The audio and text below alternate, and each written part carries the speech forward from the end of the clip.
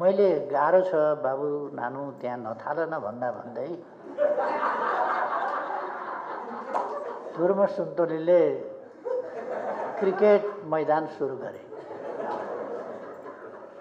बहुत दुःख पाए, माया लाग्छ। तर त्यो क्रिकेट मैदान पनि बन्छ, उनीहरूको दुःख कष्ट पनि हट्छ एक दिन।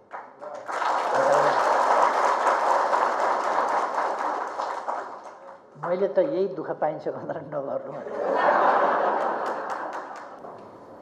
चलचित्र विकास समिति कि लिमिटेड के भन्ने थियो कम्पनी, चलचित्र विकास कम्पनी। त्यसको जमिन पनि हिनामिना छ भनेको सुन्दा म छक्क पनि। त्यसको तत्सम्बन्धी मन्त्रालयका मन्त्रीज्यू र सचिवज्यू यही हुनुहुन्छ। हप्ता 10 दिनमा त त्यसको पत्ता लगाइहाल्नु होला।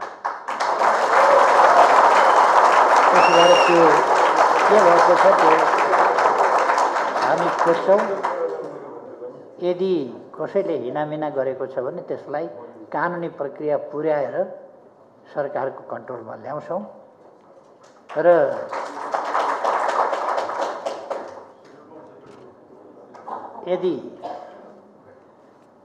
यदि त्यो हुन सक्ने परिस्थितिमा रहेछ भने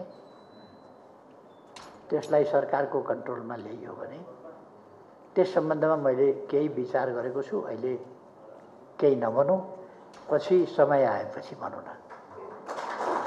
अब